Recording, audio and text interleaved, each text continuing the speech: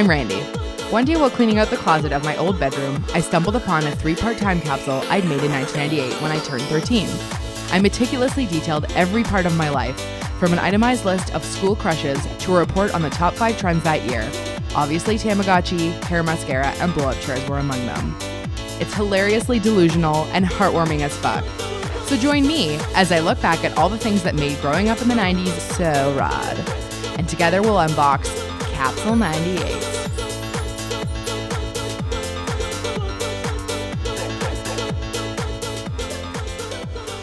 Hey guys, welcome back to the Capsule 98 podcast. It's been a minute, which is a current reference from 2017. I don't know if you guys all know, but people say that now.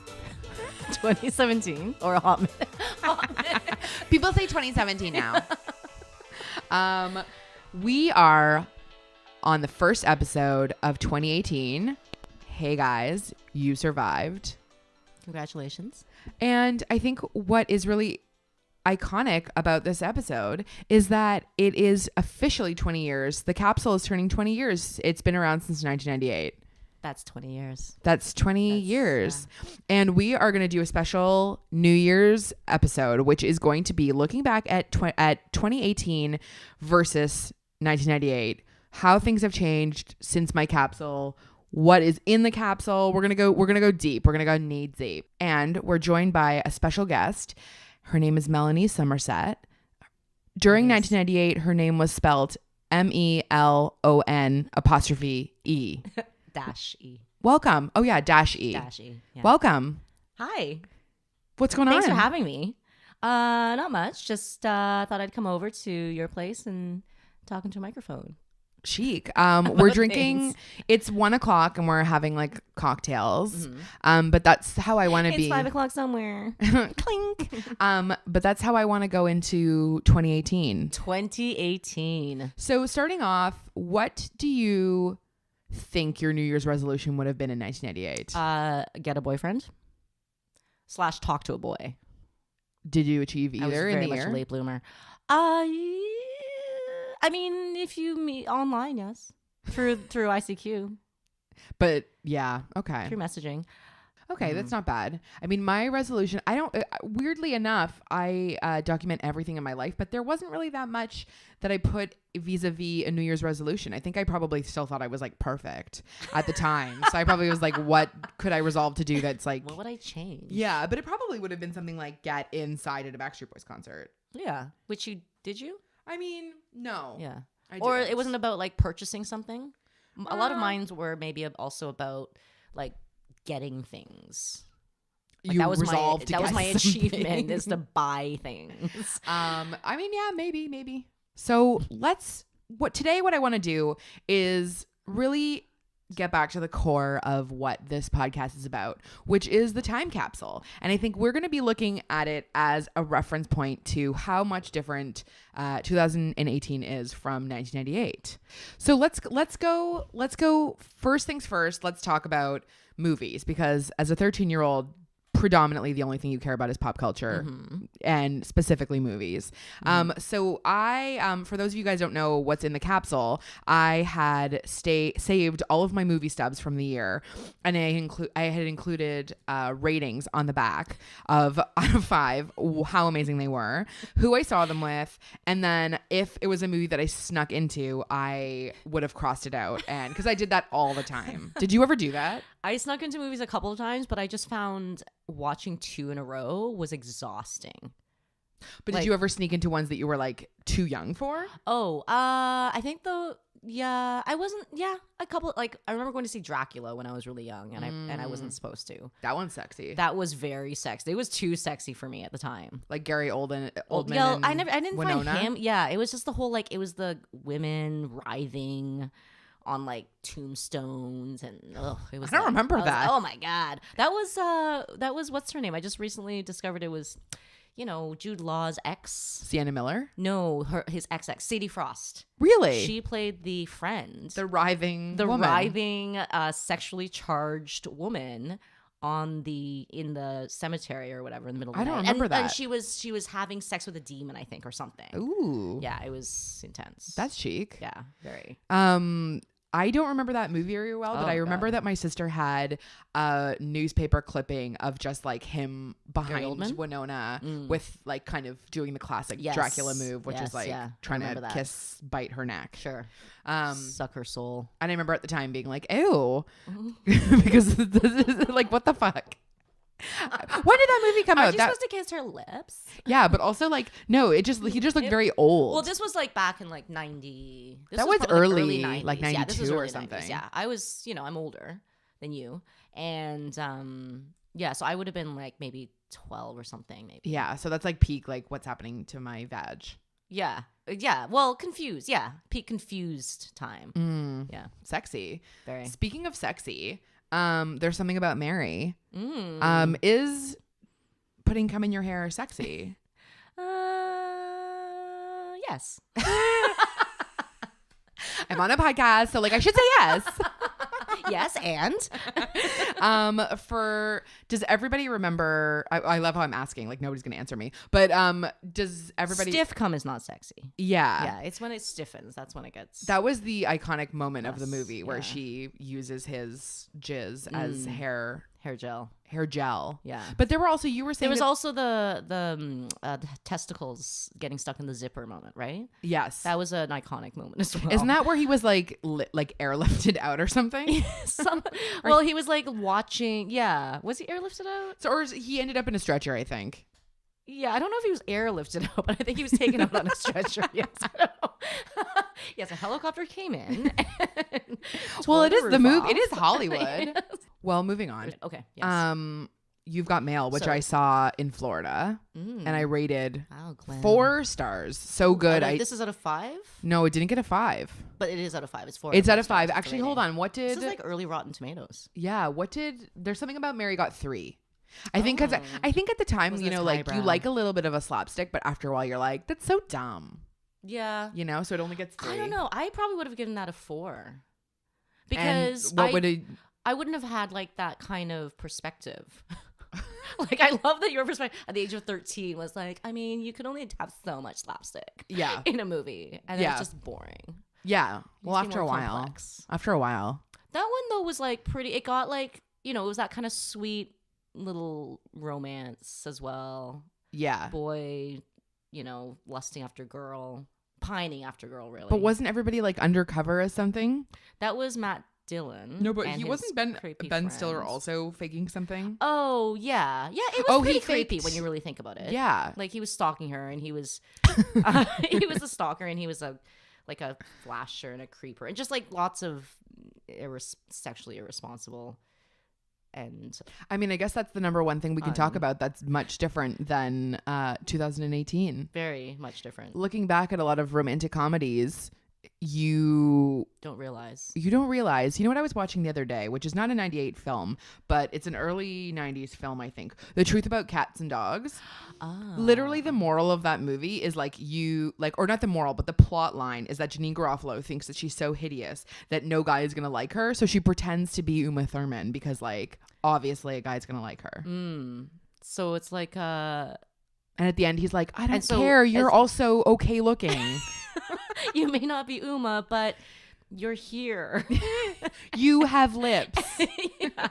And there's no one else they've given me in this movie to be attracted to. So like you're fine. Yeah. I don't I mean she was also a brunette, so that's always, that's always a blonde negative versus brunette, yeah.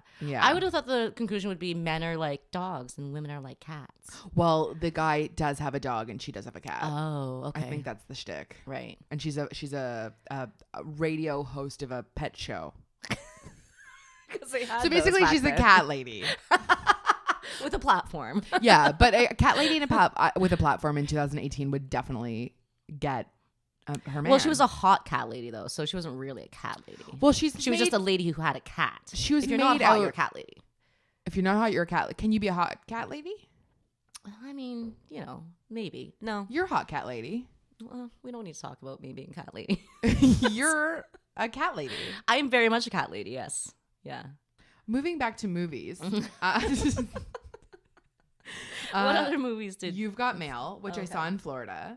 Another movie that you saw in Florida. Yeah. Well, no, that is the that one. is the one. Okay. I think that's a really indicative of time shift. That would have been around the time when, actually, it wasn't even online dating. They were just like emailing. It was emailing, and it was AOL. AOL, was it? You've got mail, yeah. And that would have been around the time when that kind of thing was like bizarre, like meeting someone online. Yes, and it was they like had kind screen of names, scary and weird. Yeah, and no one liked to talk about it. But they made it palatable because it was Meg Ryan. Yeah, and it was also a remake of an old Hollywood movie. Wasn't it a remake of the? Yes, Little it's Shop Around with the Corner. Judy Garland. No, that one, it was it had Jimmy Stewart and another Judy young Garland. ingenue. No, it wasn't Judy No? Garland. Oh, there might have been. Oh no, I'm sorry. There was another remake. There were 2 versions of it before this one. Oh, And Judy Garland was in, I think, one of them that was it was a musical one, obviously. No, it wasn't. There was some music in it. Was it? Someone played a banjo or a ukulele. Someone made a banjo. I'm trying to remember who. So that one I think came after the first one, which had Jimmy Stewart in it, which was the best one in my opinion. It was really good. Cool. Y'all check that out. That's right. The hottest movies from 1938.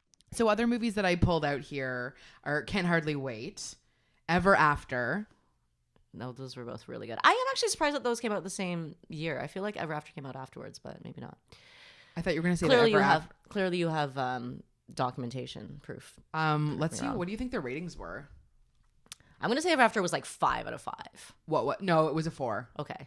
I think I actually didn't love it that much. Really? Did you ever rate anything 5.5? 5 out of 5 though? Oh yeah. Titanic? Funny you asked because Good Will Hunting got 5 stars and it was commented as brilliant. Like what? Riveting. Yeah. What business does a 13-year-old have? Superb. Saying brilliant. Well, that shows that you really thought it was brilliant. Yeah. Because you don't even know what it means and you thought it was brilliant. Yeah, exactly. Like I literally was like, oh, he made a joke about apples.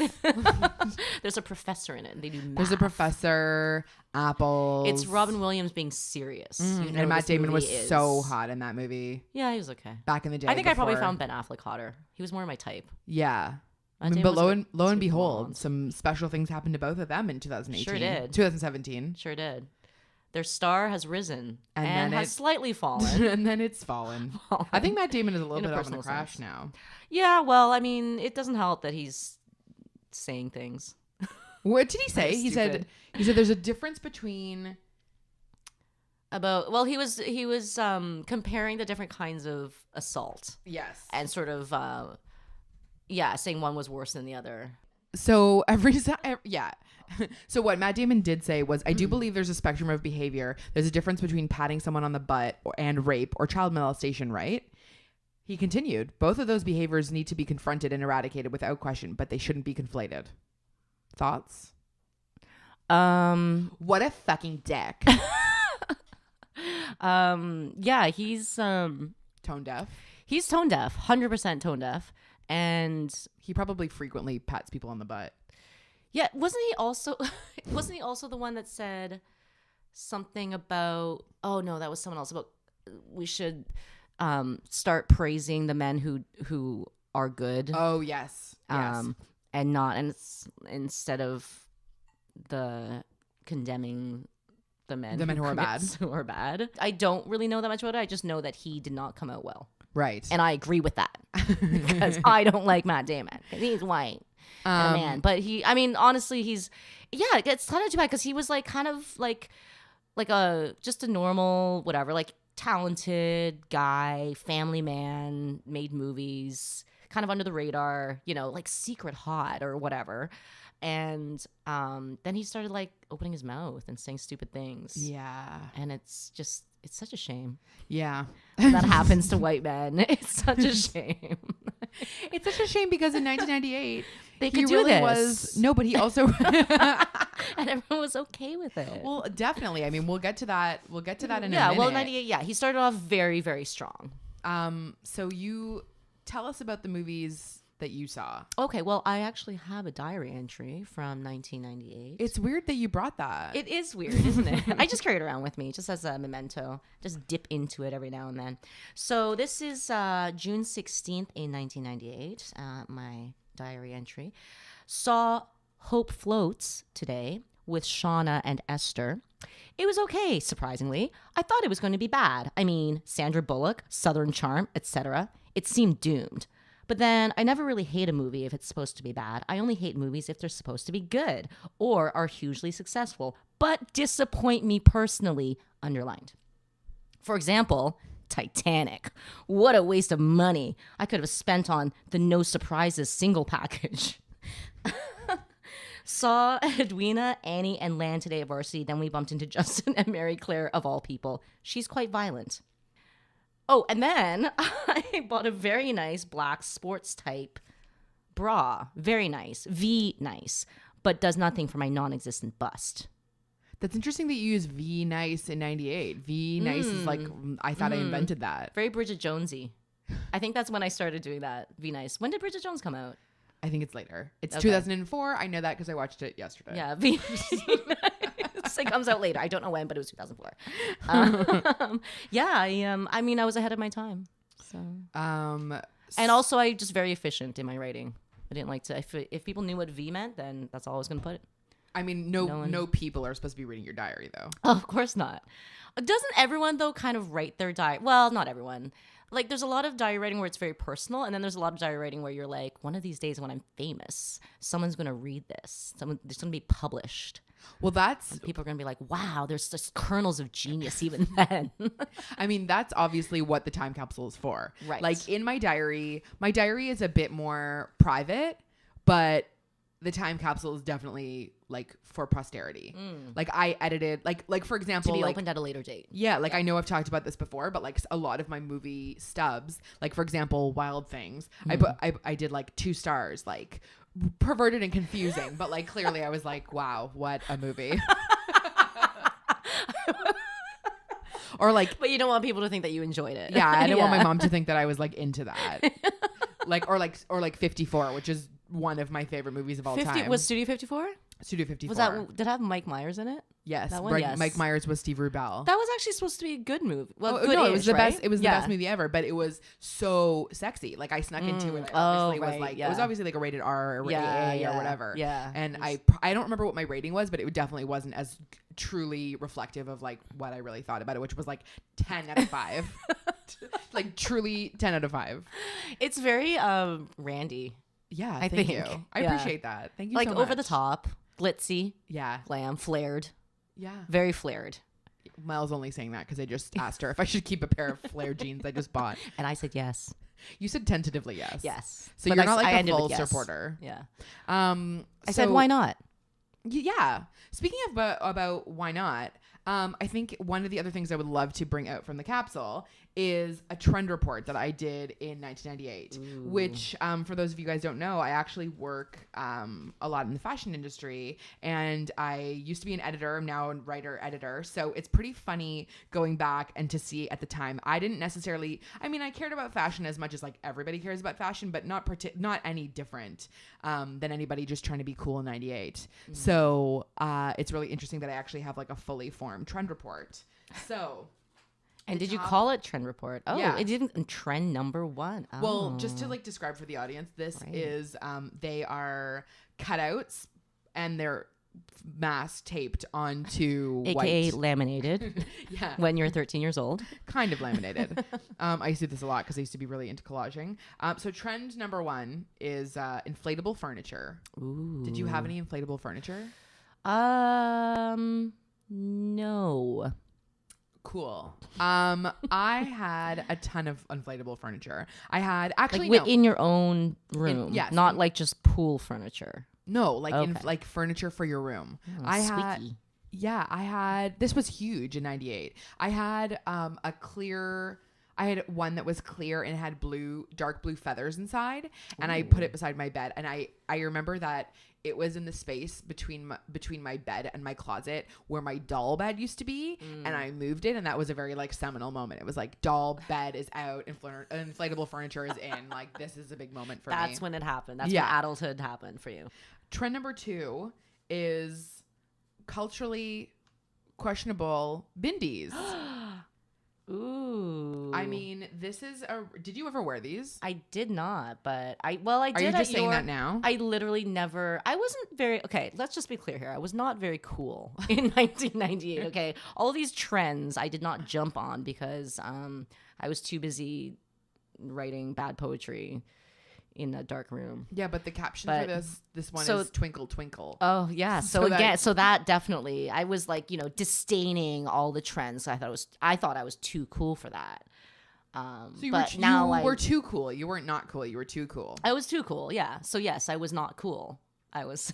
I was not actually cool. So anti-cool that I was anti-cool. I was anti-cool. That's what I was. Which turned out that I was just not cool. So I guess that's the other word for it. Number 3, I don't think this one's going to work for you either. Okay. Tamagotchis. I didn't have one, but I had friends who had them, and I was into it. I mean, for the brief moments that I looked at them. Tamagotchis were so cool. I don't actually think I had a Tamagotchi. I think maybe I did have a Tamagotchi, but I think it died like really fast. Like the actual do.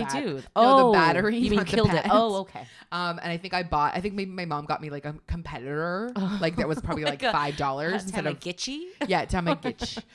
Instead of being $15, it was probably like $5. My mom was like, "You can have this." Sure, because she knew that it was going to die anyways, or it was just a trend, a flash in the pan. She didn't want me to have what was good. That's kidding. I love my mom. She's the best.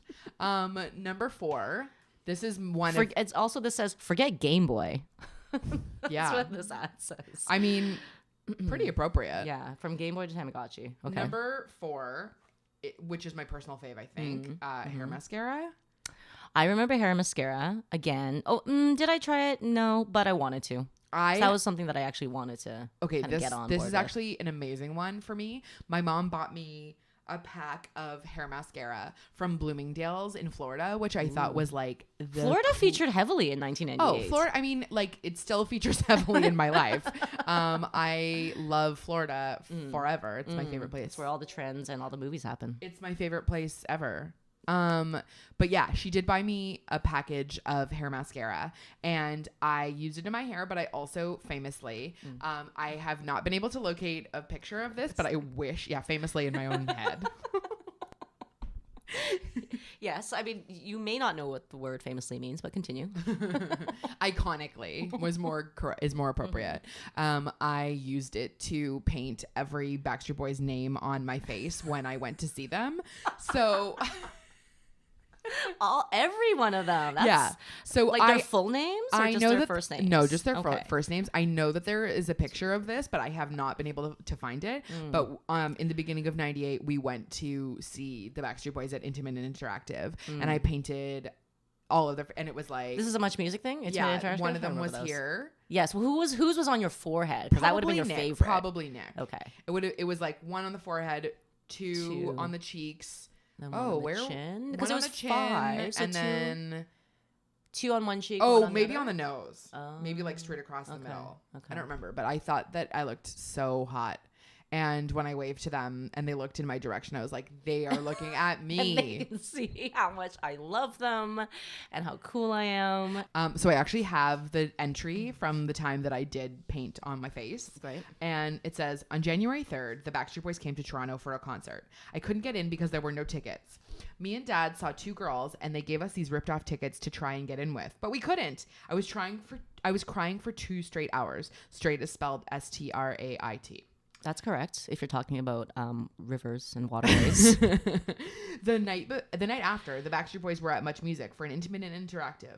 I went with Marla. We pushed our way to the front, and we were really close to them. When they came out, Brian was looking my way, and I blew him a kiss. He started laughing and looked like. Laughing at you or with you? No, he started laughing, and he looked at me like, me? Really? AJ waved to me and held up the peace sign. Nick said hello. So Nick said hello over there, and he was looking right at me. Oh my god, it was amazing. That sounds amazing, and you're absolutely accurate in what these guys were thinking and doing.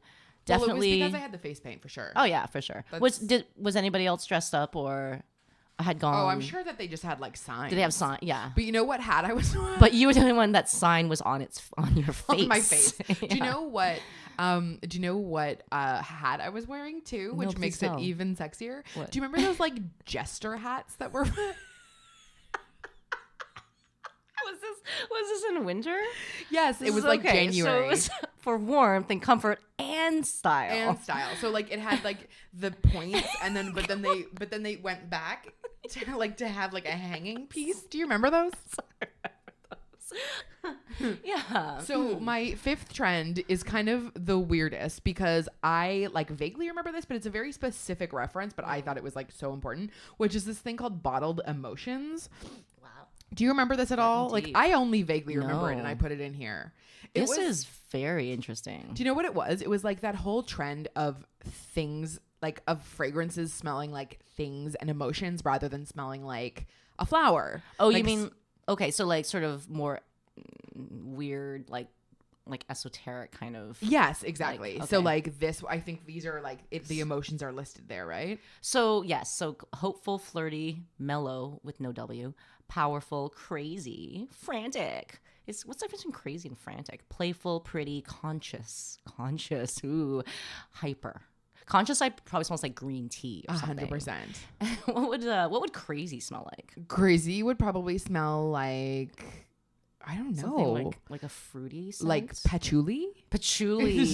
Oh, but no, conscious should be patchouli. Mellow would be chamomile. like a chamomile. Yeah. Flirty is vanilla, 100%. Oh, flirty is so vanilla. Pretty is like maybe strawberry. Maybe like or peach. Strawberry or peach. I want all of these again. Oh, yeah. So you weren't really into a lot of this stuff. What were you into at the time? So you seem decidedly anti-trend. Yeah, so, well, I was into trends, but I think I was more of a secret thing. And I thought I was sort of one of those more moody teens who tried to go against the grain or just was very, very, very dismissive of any popular trends, even though I had subscriptions to YM and 17. And YM stands for Young Miss. And so I was really into like Maeve Binchy. No, YM I don't think does stand for Young Miss. What does it stand for? Young and Modern? No, it stands for something like weirder. Yeah. I think it's young and yelling, yelling, misty. Crying and yelling. I was also reading a lot of. I thought sassy was like the coolest thing ever, and so I think I secretly wanted to be more. It was more of a skater girl, yeah, sort of, but also not goth because that was a bit too extreme for me at the time, but kind of grunge. I was more into that kind of thing. Yeah, that makes sense. In my So you were more like a Winona Ryder stan. Oh my God, yes. Okay, now you're speaking my language. Winona fucking Ryder. Okay. So yeah, so I was into that and like just old white people things like old period movies or black and white stuff that you saw on late at night on TV. So the next thing that I think we should talk about is the scandals of 98. The biggest one being, of course, Monica Lewinsky and Bill Clinton. Huge, major. And just as like a continuity piece, a big fashion moment of 98 as well, because the dress. Yeah. Famously. Was it from Gap? A Gap. Yeah. A Gap like dress and that I feel like should be in the Gap Smithsonian. Needed the publicity, so thank God it happened. Yeah, I mean, back in 98, they actually didn't need the publicity. They were pretty iconic in 98. Yeah, I was being sarcastic.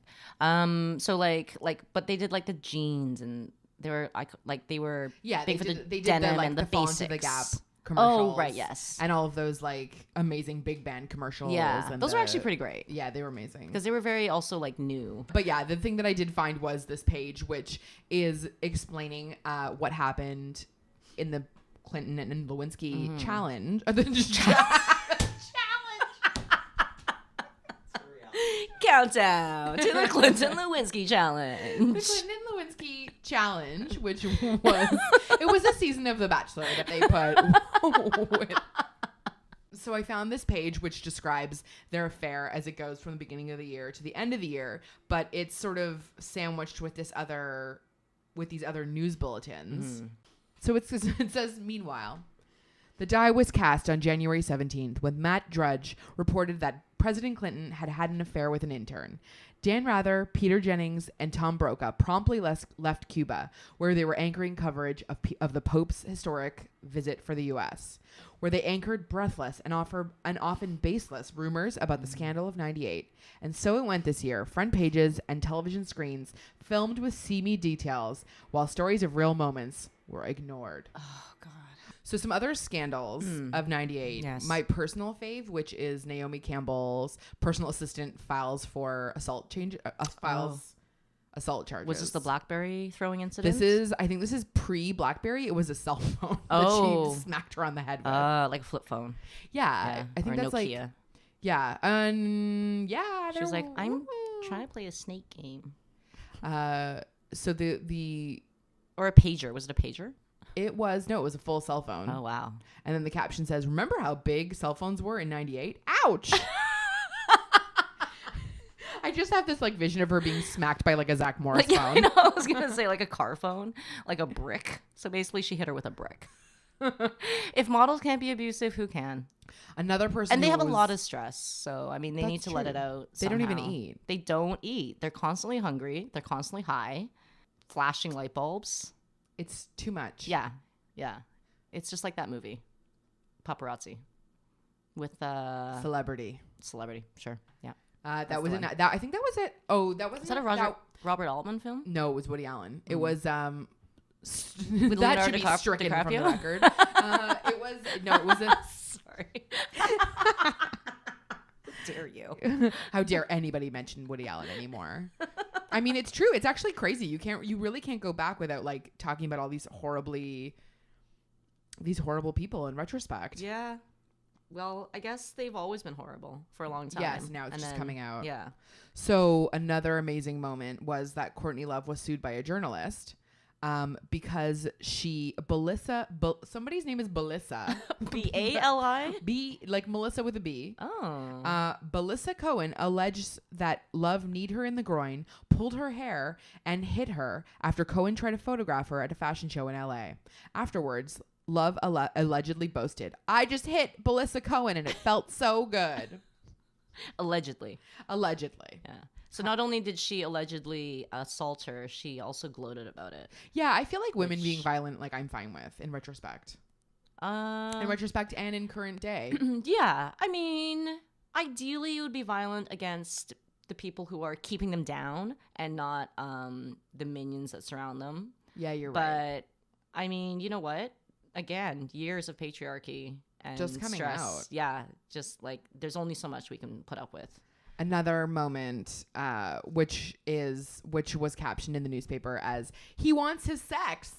George Michael was arrested for lewd conduct in a public restroom. Do you remember this? I remember this. I remember that one. Yeah, and was that the one where did people think he was gay or no? Was he gay at the time? He was gay. He was gay. He had already come out.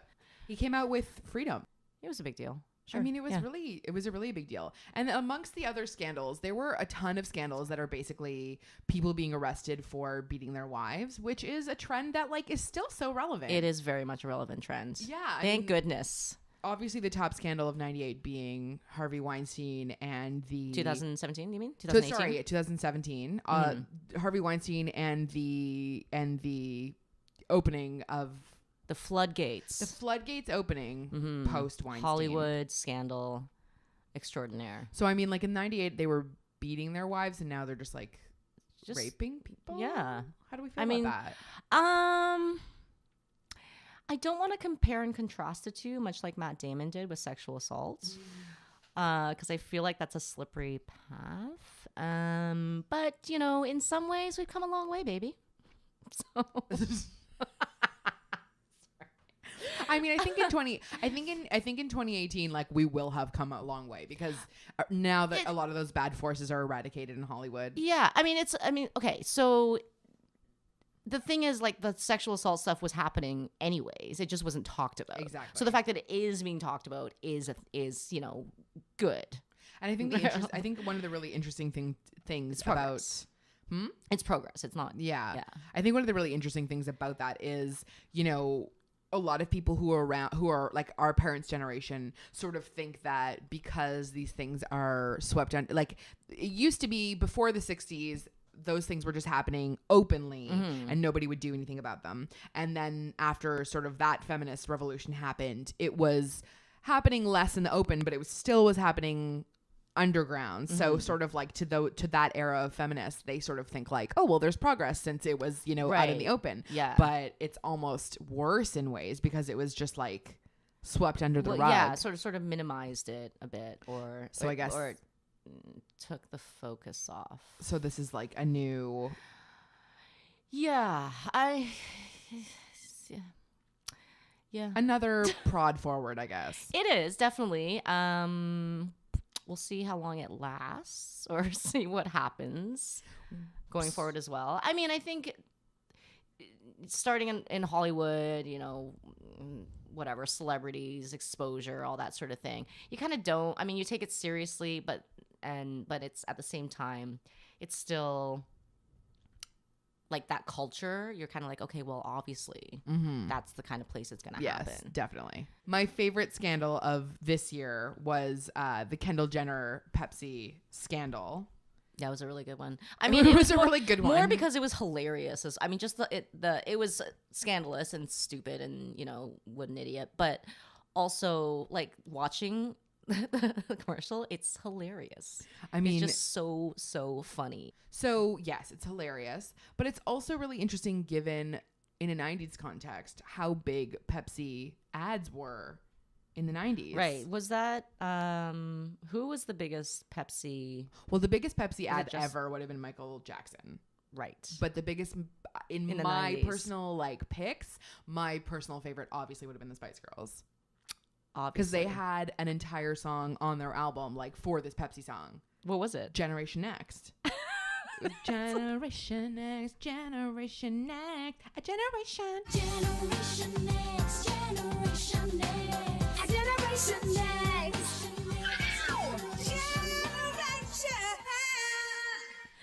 Don't remember it. I was more of a Coke drinker.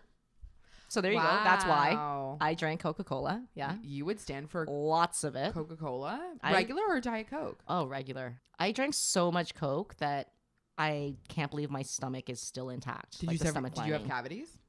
I've never had a cavity.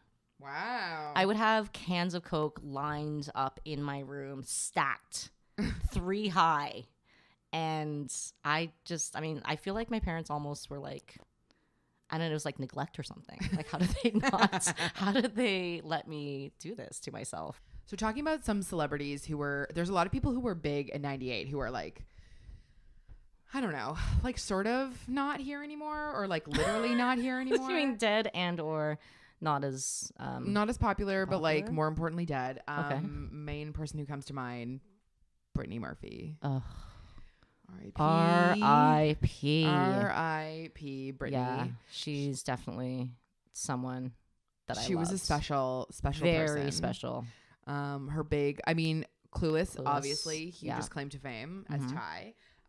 But not 90. They're not 98 movies, but 99 movies. Drop Dead Gorgeous and Girl Interrupted. Both classics. Girl Interrupted was probably a big one for you. Very angsty. Huge. Winona Ryder. Obviously, mental institution, cutting. Angelina Jolie Chicken. With short hair. Yeah. Practically a pixie cut. Yeah, great movie. Good times. R.I.P. Brittany Murphy. She was so good at playing those troubled but endearing roles. Because that's what she was. Troubled but so endearing. Yeah. Another person from the 90s that I really think I want to rally to like bring back is Heather Matarazzo. I love Welcome to Dollhouse. When did that come out? I don't know. Because that I identified with very strongly. Yeah, I think that's a little bit earlier. I think that was earlier because she's very young looking. Yeah. Great movie. Remember her? Like, there was a while where she was in like every movie. What a like rare choice for an actress in the 90s. I don't think she was in every movie. She was in a lot of movies that I liked. Like she had her peak. Do you remember she was Ryan Phillippe's sister in 54? Which is like there's no way in hell those two people came out of the same like genetic pool. Why did they? That's an odd casting choice. Sure. Remember when he was like, there was one scene where he was like going into his like glove compartment or whatever and like pulling out like drugs to keep himself up, and she's like, ah! Like in her like crazy voice. Don't do drugs. We don't do drugs in Jersey. That's a Manhattan thing. Her voice was insane. I love her. That was around the same era as Everybody Says I Love You, the Woody Allen movie? Oh, sorry. Yeah. Was she in that? No. Oh, God. But there were all those like very late 90s people in that movie. Yeah. Well, as is usually is with his movies. Gabby Hoffman is what I'm thinking about in Everybody Says I Love You. Because she was like a young girl with Natalie Portman. They were like sisters or best friends. But I feel like she was in like a ton of like Heather Matarazzo. She just had her moment where she was in so many things. Gabby Hoffman so much. And she's in, is she the one in Transparent? She's the younger sister in Transparent. Okay. Gabby Hoffman was the shit. I used to. And she was in Girls as well, right? She was in Girls. Right. Yeah. When Now and Then was like my favorite movie. Now and Then. For years and years and years. And I had 3 best friends, and I made them all be the people from Now and Then. And I obviously was Gabby Hoffman because she was the leader. And then one of my friends she grew up to be Demi Moore? She grew up to be Demi Moore, yes. And she was the one and her whole like sad story was that her parents were divorced. And she was the leader. Yeah. Oh, I loved her. She was the one who rode her bike first in that little scene. Do you know, I don't know if you follow Andy Warhol folklore, but do you know who Viva is? No. Okay, Viva was like an Andy Warhol superstar, and she's Gabby Hoffman's mom. Really? Isn't that crazy? And she's and Viva is my friend's is my friend's father's neighbor in upstate New York, and the two of them are like pals. And my friend moved to New York. She was like, "I'll email my daughter Gabby for you. Like, be friends." And like, of course, like nobody ever responded. I'll email my daughter Gabby's manager. Yeah, exactly. Okay, so wrapping up our 98 VS 2018 special, what would you put in your time capsule if you had to choose your favorite movie, your favorite fashion trend, and your favorite scandal? So, tough question. But I would say, for the movie, I would say Can't Hardly Wait. Big movie for me. Watched it multiple times because that was the one with Jennifer Love Hewitt. Who was your fave? Oh, definitely. Well, I didn't actually really. It was I'm thinking of another one, but the guy who was in it. What was Seth Green. Seth Green. No. Ethan Embry. Ethan Embry. Loved Ethan Embry. This is a layover from my Empire Records love. And it was basically like sort of my like. It was classic high school dream romance, long lost, whatever, unrequited love, happy ever after. Love that. And then huge into pixie cuts. Huge. Tried to make it happen. Did not work for me. Turned into a mullet, but that's okay. I tried. Yeah, the layering, the flipping, it just doesn't work for Asian hair if you're not willing to work on it for 2 hours a day. I also think like though so many haircuts in the 90s like just were so labor intensive. They really were. Lots of gel. Like if you don't have a hairstylist working with you every day, like the Rachel is not easy to do. No. Like why did everybody have that? No. I mean, yeah. Why did everyone have that? Why that? Was it Jennifer Aniston? I think it was her like palatability and just that it was like so unique. It was like it was so different. It was like it was like layered, but it wasn't layered, but it was long.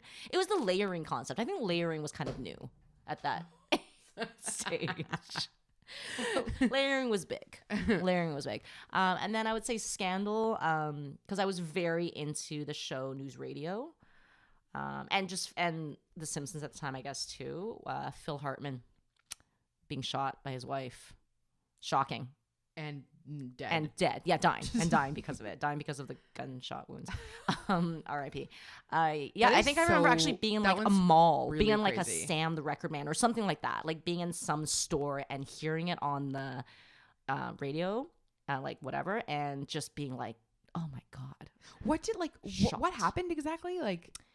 She shot him in their home, and there was some obvious instability happening. and it's fine. I don't know. But domestic violence, basically, obviously. But yeah, no, the Phil Hartman thing, because I just really thought he was a great actor and I really liked him. I enjoyed his work. R.I.P. Phil Hartman. Yeah. Well, thanks for thanks for that was helpful.